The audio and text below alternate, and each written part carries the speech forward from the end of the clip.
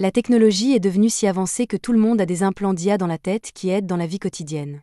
Mais malheureusement, cela signifie aussi que cela peut être monétisé, alors Eshika doit faire face à des dizaines de publicités dès qu'elle entre dans un centre commercial. Après avoir payé son abonnement Vision Premium, les publicités disparaissent, et Eshika peut continuer sa journée.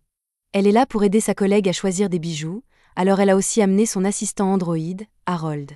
Harold a tous les derniers logiciels de prise de décision, ce qui le rend très utile pour choisir des bijoux, et il a dû recevoir la mise à jour Charisme 2, car la collègue d'Eshika tombe follement amoureuse de lui. Après quelques minutes, la collègue décide d'acheter un pendentif parce que Harold a dit que cela lui irait bien, et maintenant qu'elle a pris sa décision, la sortie shopping est terminée. Il raccompagne la collègue d'Eshika à la gare, et celle-ci dit qu'elle s'est beaucoup amusée aujourd'hui, surtout avec Harold, alors elle aimerait passer plus de temps avec lui. Elle serait même prête à lubrifier son arbre de transmission pour lui s'il le veut, mais Harold est mal à l'aise avec la tournure de la conversation, alors il se contente de lui serrer la main de manière gênée. La collègue d'Eshika se souvient alors qu'Eshika était aussi là pour la sortie shopping, alors elle la remercie pour son aide et s'excuse pour toutes les horribles choses qu'elle a dites sur Eshika dans le chat de groupe. Mais Eshika ne sait pas comment réagir à cela, alors elle fait semblant de ne pas avoir entendu, et elle se sépare. Harold dit à Eshika que sa collègue a probablement organisé cette sortie shopping pour se racheter après ce qui s'est passé entre elles, alors même si c'était un peu gênant, elle semble être une amie sincère. Cela dit, il demande à Eshika pourquoi elle n'a pas choisi de pendentif pour elle-même pendant qu'ils étaient chez le bijoutier. Eshika répond qu'elle ne veut pas en acheter un nouveau parce que cela lui rappellerait sa sœur, et elle préfère éviter cela. Harold est sincèrement choqué qu'Eshika soit si honnête avec lui, car elle l'ignore habituellement. Son système met un moment à traiter ce qui vient de se passer, mais il pense que c'est un changement agréable par rapport à son comportement habituel. À ce moment-là, un détective les approche et dit qu'il est là pour poser quelques questions à Harold. Harold est emmené dans une salle d'interrogatoire où on l'informe qu'il est suspecté de coups et blessures. Mais il sait qu'il n'a rien fait de tel, alors il répond honnêtement aux questions du détective et dit qu'il n'a pas commis ces actes. Malheureusement, le détective Brown est déterminé à obtenir des aveux de Harold, alors il quitte la pièce pour parler à son partenaire. Eshika est aussi présente parce qu'elle veut assister à l'interrogatoire de Harold, et elle ne comprend pas pourquoi ils le retiennent comme ça alors qu'ils n'ont aucune preuve. Ils ont déjà vérifié les fichiers mémoire de Harold, et il n'y a aucune trace d'agression de sa part, alors ils n'ont pas le droit de continuer à l'interroger. Mais Brown dit que ces fichiers mémoire auraient pu être modifiés, alors il est toujours possible qu'il ait commis le crime. Les victimes ont aussi clairement signalé avoir été attaquées par un androïde, mais Eshika dit que cela ne signifie pas que Harold est le coupable. De plus, il y a des programmes installés dans le système de Harold qui lui interdisent strictement de faire du mal à un humain. Mais le détective Brown évoque une ancienne affaire impliquant un androïde nommé Steven qui a perdu le contrôle et a attaqué un humain plus tôt cette année. Il existe 3 versions des endroits, Steven, Harold et Marvin. Steven est actuellement détenu dans une capsule d'analyse, et Marvin a disparu, alors il est probablement endommagé. Cela signifie que le seul androïde dont on n'a pas de compte est Harold, alors le détective Brown est sûr que le coupable doit être lui. De plus, le fait que Steven ait attaqué un humain signifie que Harold devrait être capable de faire de même, puisqu'ils sont programmés à partir du même noyau. Eshika rappelle au détective Brown que Harold travaille avec elle au département des cybercrimes, mais il dit que cela n'a pas d'importance car il a déjà obtenu l'autorisation d'enquêter sur Harold aussi longtemps que nécessaire. Eshika demande à effectuer une plongée cérébrale dans la tête de la victime pour prouver l'innocence de Harold, mais comme Harold est son partenaire, Brown dit que ce serait un conflit d'intérêts de la laisser faire. Il n'y a plus rien à discuter, alors elle est obligée de quitter la salle d'interrogatoire sans Harold. Elle retrouve sa collègue, et Daria a déjà entendu parler de ce qui est arrivé à Harold, alors elle est très inquiète. Eshika lui dit qu'elle n'a pas réussi à convaincre le détective de libérer Harold, mais elle est sûre que les accusations sont fausses car Harold ne ferait jamais une chose pareille. Malgré tout, Daria craint que Harold ne soit désactivé à cause de cela, mais Eshika jure qu'elle ne laissera pas ça arriver. Plus tard dans la soirée, Eshika retourne à la salle d'enquête, et Harold semble aller bien, mais sa situation ne s'est pas beaucoup améliorée. Il lui dit que Brown va le transférer en prison dès son retour, et qu'il refuse toujours de croire en son innocence. Eshika lui dit que Daria était très inquiète pour lui, alors elle reste dans un hôtel à proximité jusqu'à ce que toute cette histoire soit réglée. Eshika dit qu'elle peut demander au chef du département des cybercrimes de l'aider un peu, mais Harold lui dit qu'elle n'a pas besoin de s'inquiéter autant pour lui. Eshika réalise que Harold est étrangement calme pour quelqu'un sur le point d'être envoyé en prison, alors elle lui demande s'il sait quelque chose sur le coupable du crime.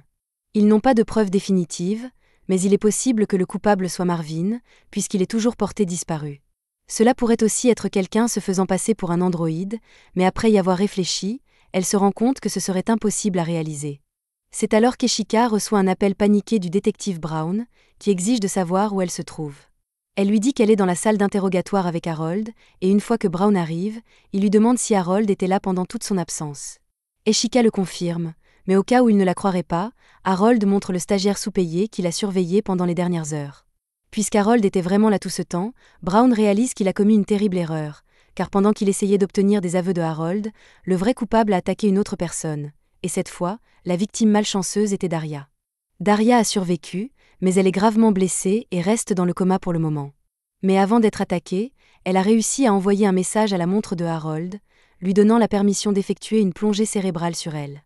Pendant ce temps, Eshika est en réunion avec tous les chefs de département, et le président est convaincu que l'attaque contre Daria doit être liée à l'incident de Pittsburgh qui a conduit à la mort de son mari Suzanne, mais les autres ne voient aucun lien. Ensuite, le chef s'adresse à Totoki et lui dit que même si Harold n'est pas le coupable de cet incident, ce sera un désastre en termes d'image publique une fois que les gens sauront que l'androïde impliqué dans la résolution de cette affaire est le même modèle que Steven, qui a attaqué un humain plus tôt cette année. Il demande donc à Totoki de désactiver Harold immédiatement. Cette demande est scandaleuse, alors Eshika s'apprête à dire quelque chose, mais Totoki dit qu'elle s'en chargera.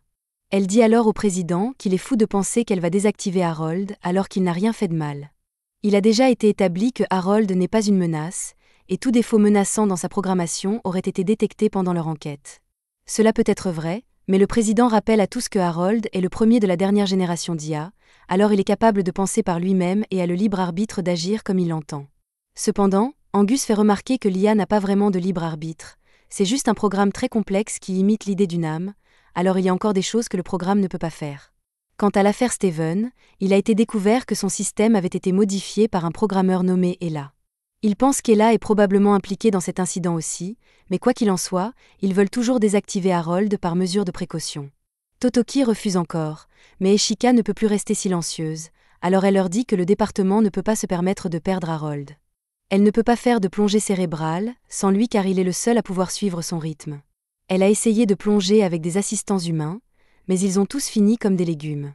Se débarrasser de Harold handicaperait gravement le fonctionnement du département des cybercrimes, alors Harold ne peut tout simplement pas être éliminé.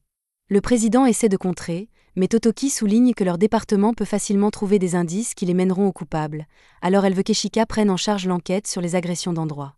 Et la meilleure chance qu'elle a de trouver une piste est d'effectuer une plongée cérébrale sur Daria pour découvrir qui lui a fait ça.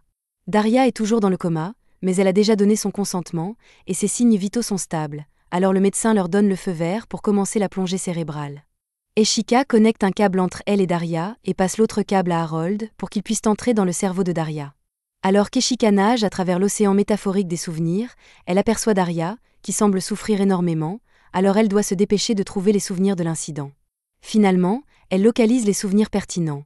Alors que Daria marchait dans une ruelle, un homme encapuchonné l'a confrontée. L'homme la poignarde ensuite au ventre sans raison et s'enfuit. Avant de perdre connaissance, Daria a bien vu le visage de son agresseur, et il ressemblait exactement à Harold. Mais elle a su que ce n'était pas vraiment lui, alors dans ses derniers instants de conscience, elle a laissé un message au vrai Harold et lui a demandé d'effectuer une plongée cérébrale sur elle. Ils ont obtenu toutes les informations nécessaires, alors Harold sort Eshika de la plongée pour la sécurité de Daria.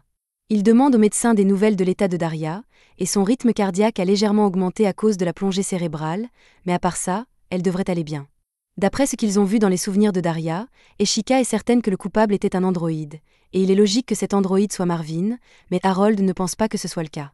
Marvin a un grain de beauté sur la joue gauche, mais l'agresseur n'en avait pas, alors ce ne pouvait pas être lui. Mais encore une fois, il est possible que Marvin ait caché son grain de beauté avant l'attaque. Ils n'ont pas beaucoup d'indices pour l'instant, mais ils ont trouvé un indice majeur. Le couteau utilisé pour poignarder Daria avait un logo sur le manche, et ce logo les mènera sûrement à l'identité de l'agresseur. Le lendemain, Harold et Eshika cherchent des indices ensemble quand Harold apprend que Nikolai vient d'arriver en ville. Eshika lui demande qui est Nikolai. Alors il explique que Nikolai est le beau-frère de Daria, et qu'après avoir entendu parler de l'incident, il a décidé de venir s'occuper d'elle à l'hôpital jusqu'à son réveil. Pour changer de sujet, Harold veut remercier Eshika car il a entendu qu'elle l'avait défendu pendant la réunion quand le président a suggéré de le désactiver. Eshika dit qu'elle n'était pas la seule à le défendre, puisque Totoki était aussi contre cette idée, mais le fait qu'Eshika était de son côté rend Harold vraiment heureux. Cela montre qu'elle tient un peu à lui, alors il lui demande si elle commence enfin à s'habituer à lui, même s'il est un androïde. Bien que cela puisse être vrai, elle dit que ça ne veut pas dire qu'elle l'aime bien. Pour en revenir au sujet, l'emblème qu'il traquait s'est avéré être les armoiries de l'Alpheston College, et le couteau était un cadeau offert à tous les étudiants diplômés.